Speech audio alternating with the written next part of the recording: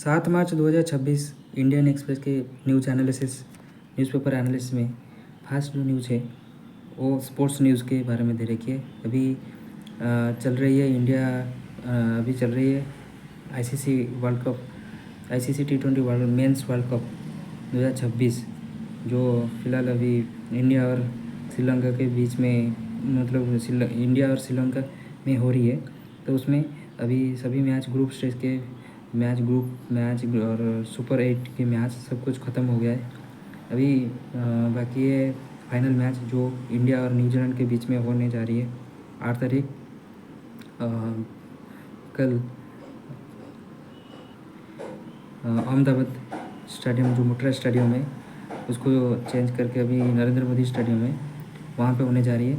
तो उसके ऊपर जो होटल के कलर उसको चेंज करने के लिए ऊपर ये दे रखी है, और वहाँ पे ग्राउंड के सॉइल को भी चेंज करने आए हैं, उसके बारे में यहाँ पे दे रखी है। ओके, तो इससे पहले इंडिया ने साउथ अफ्रीका के साथ लास्ट मैच खेला था जो T20 वर्ल्ड कप था, उसमें इंडिया जीता था। और 2023 में ODI वर्ल्ड कप फाइनल तक गया था, ऑस्ट्रेलिया से हुआ था और हार गया था। तो ये हुआ था, और इस बार जो है ये फाइनल हो रही है न्यूजीलैंड के साथ। ओके, 2015 में ऐसे भी सेमीफाइनल में इंडिया और न्यूजीलैंड एक दूसरे के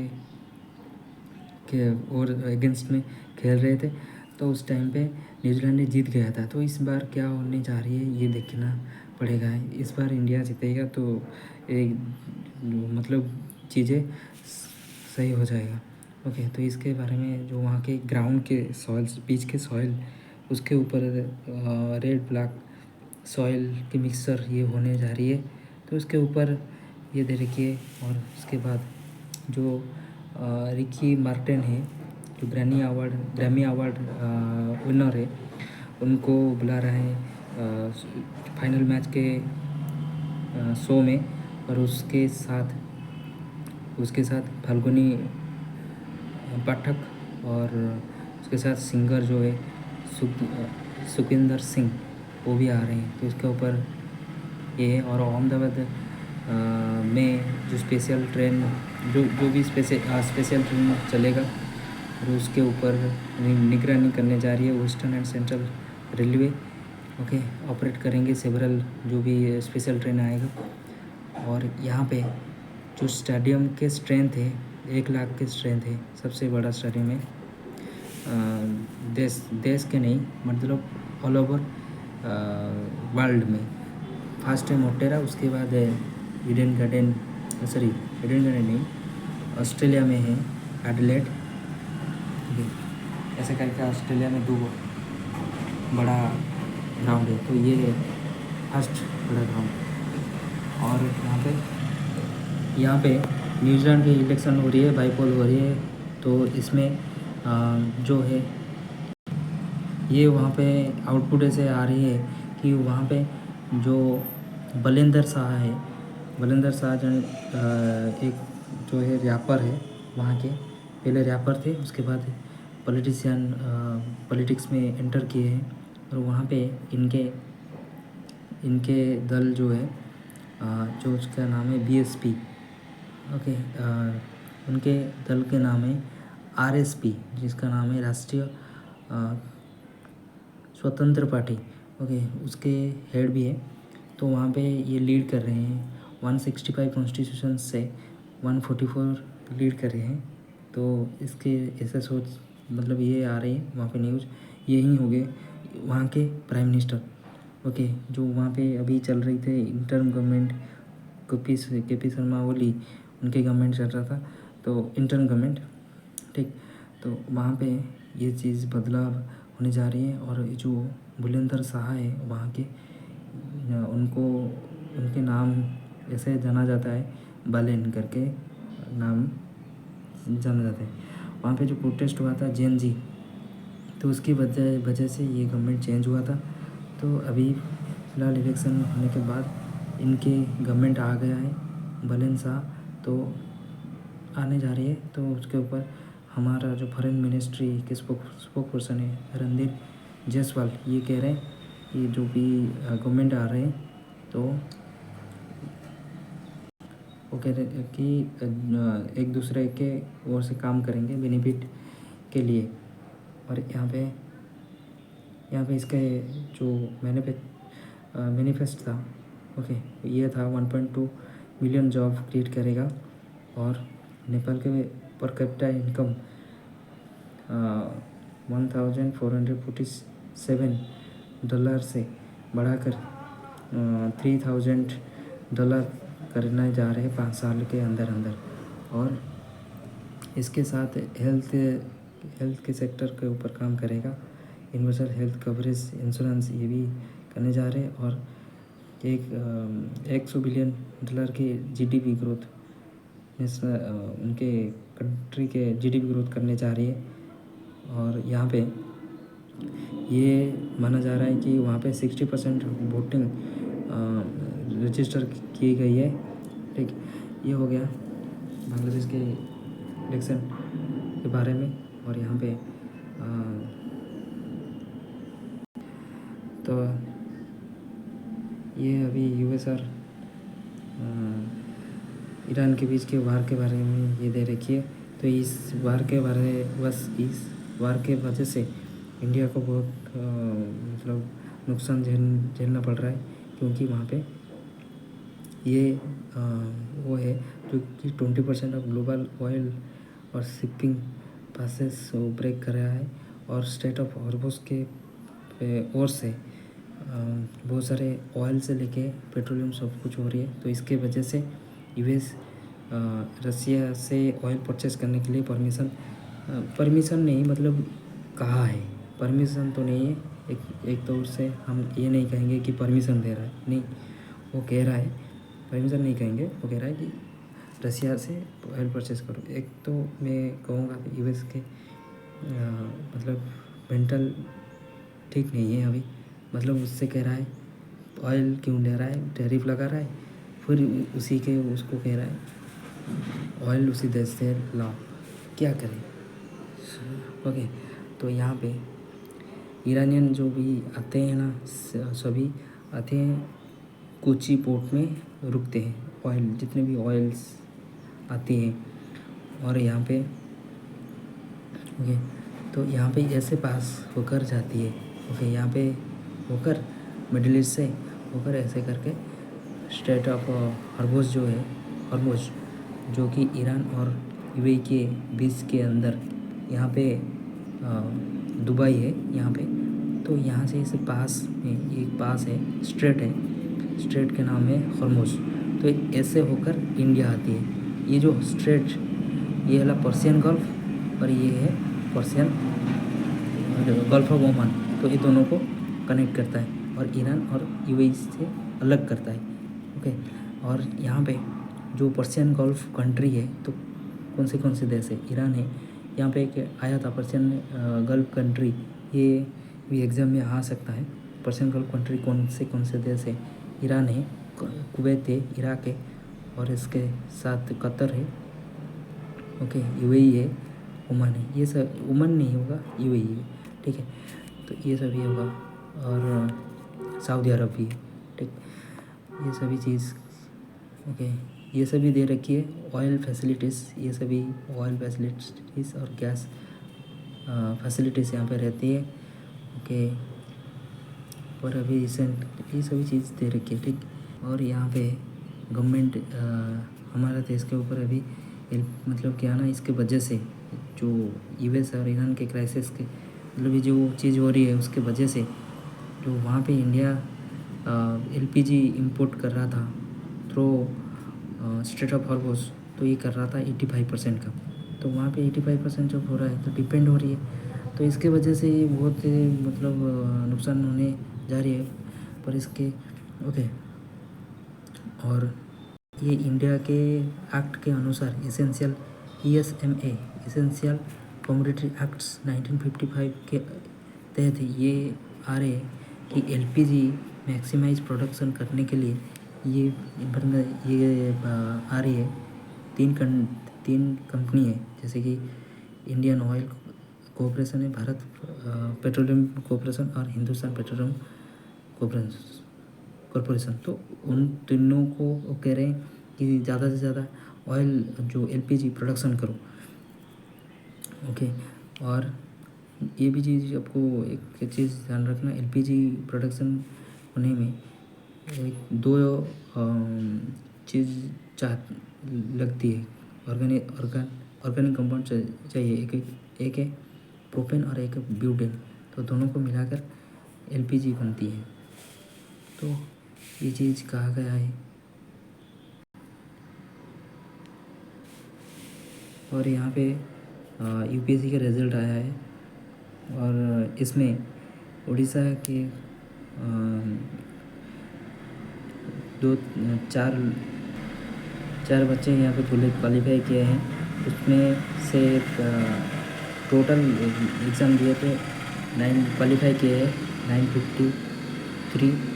ओके, तो उनमें से 100th रैंक में है स्वस्तिक सत्यकाम दत्ता, जो कि भुवनेश्वर में, ओके, वहाँ पे उड़ीसा के ये कह रहा हूँ। ओके, अमृत महापात्र, ओके, अमृत महापात्र 121 उनके रैंक है।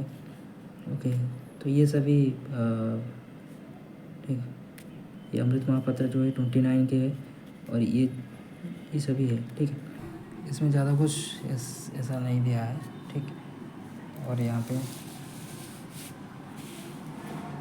पे शाह जो union home minister Amit Shah अभी उड़ीसा आए हैं, तो इसके ऊपर है जो CISF के राइजिंग डे 57 राइजिंग से में पर वहाँ पे गए हैं। उसके बाद बहुत सारी चीज़ें के ऊपर डेवलपमेंट के ऊपर अनबिल किए हैं, तो उसके ऊपर न्यूज़ है। ओके, और यहाँ पे और कुछ ज़्यादा कुछ नहीं है। और यहाँ पे संबलपुर डिस्ट्रिक्ट के अंदर संबलेश्वरी टेम्पल के पास यहाँ पे डिस्पोजल प्लांट होने जा रही है। ओके, और ये दे रखी है ये। और यहाँ पे शाह जी वहाँ पे उड़ीसा में अनबिल किए हैं जो sulphuric acid plant 3 IFFCO Sambalpur में। इसके ऊपर ये न्यूज़ है जिसमें 750 करोड़ की खर्च होने जा रही है। और यहाँ पे जो संबलपुर डिस्ट्रिक्ट के अंदर पुलिस हेल्पलाइन नंबर आशा वर्कर यूज़ करेंगे 24/7 उनको असिस्टेंस के लिए। तो ये न्यूज़ है। ओके, और यहाँ पे ओके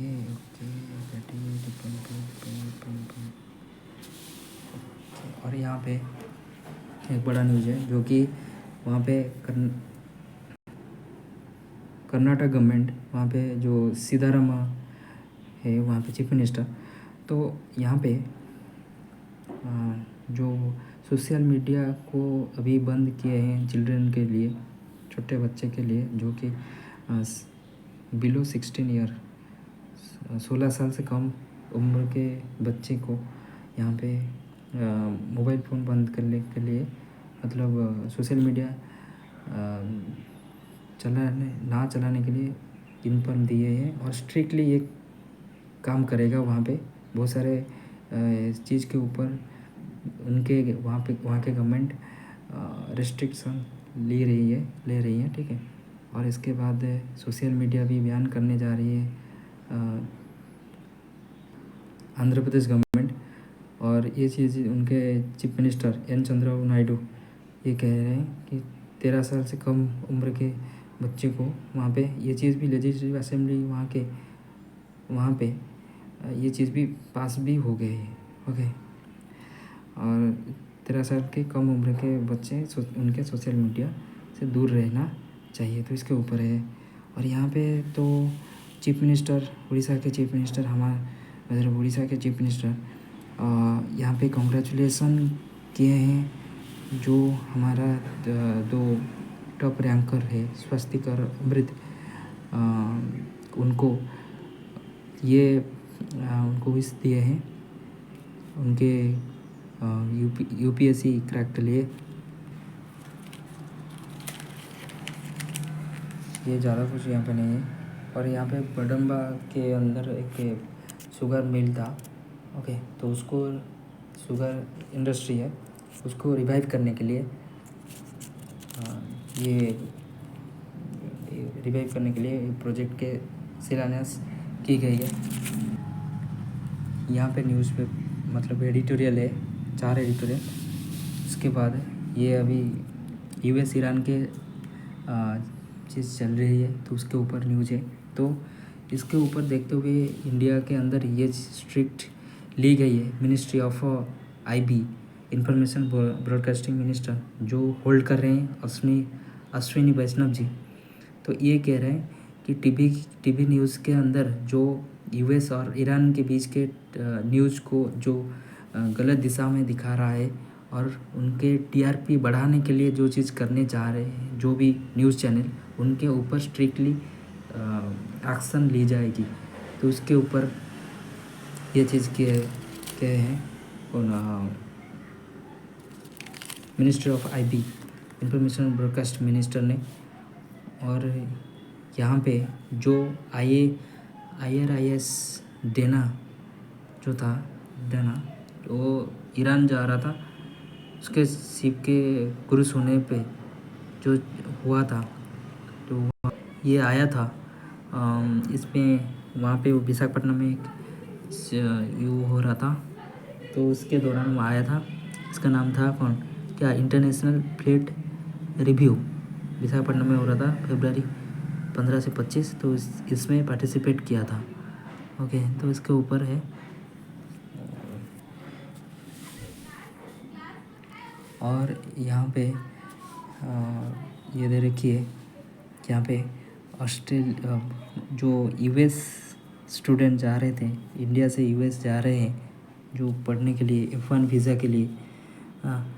तो यहाँ पे F1 वीज़ा क्या है? तो एक चीज़ तो है, ये देख रहे हैं कि F1 वीज़ा जो इंडिया और अदर कंट्री को मिलती है, तो इसके ऊपर इंडिया के धीरे धीरे ये क्या कम घट रही है, ठीक है, कम हो रही है। तो 2023 में 12,000 था, 26 में हो गया 5,000 और 25 में हो गया 2,000। तो ऐसे करके सभी कंट्री के लिए ऐसे ही स्ट्रिक्टली यूएस एक्शन ले रही है। अभी डोनाल्ड ट्रम्प जी है, तो इसकी वजह से बहुत सारी चीज़ें हो रही है।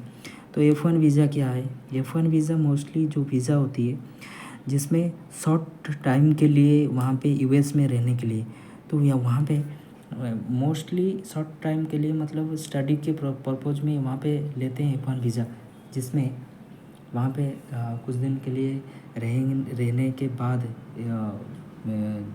आपके मतलब जो एकेडमिक काम ख़त्म होने के बाद आप लौटना है, इंडिया आना है, तो इसके लिए ही वीज़ा होती है। ओके, मोस्टली इसको देते हैं या इंडियंस के अभी धीरे धीरे घट रही है। अनुज अग्नोत्री जो कि राजस्थान के रहने वाले हैं, चित्तौड़गढ़। ओके, वहाँ पे चित्तौड़गढ़ राजस्थान, चित्तौड़गढ़, कंभलगढ़, नाहरगढ़। ओके, ये सभी जो ये है यूनेस्को वर्ल्ड हेरिटेज साइट में गए हैं। तो वहाँ पे जो चित्तौड़गढ़ एक जगह है, वहाँ पे अनुज अग्नोत्री 26 साल के हैं, जो कि वो अभी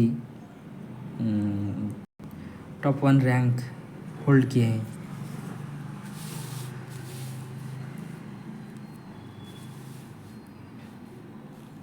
ठीक, और यहाँ पे नेपाल के इलेक्शन के बारे में दे रखिए। वहाँ पे जो प्राइम मिनिस्टर होने जा रही है एक्स रैपर, ओके, ये होने जा रही है बलेंदर शाह। ओके, और उनको ऐसे वहाँ पे बुलाते हैं बलेन, तो ये होने जा रही है। ओके, वो पहले 2022 में काठमांडू से इलेक्शन लड़ा था, इलेक्टेड मेयर हुआ था। ओके, तो उसके बाद अभी 35 साल उम्र के हैं। और ये सभी है। वो जो दल के हैं उनका नाम है आरएसपी, राष्ट्रीय स्वतंत्र पार्टी। ओके।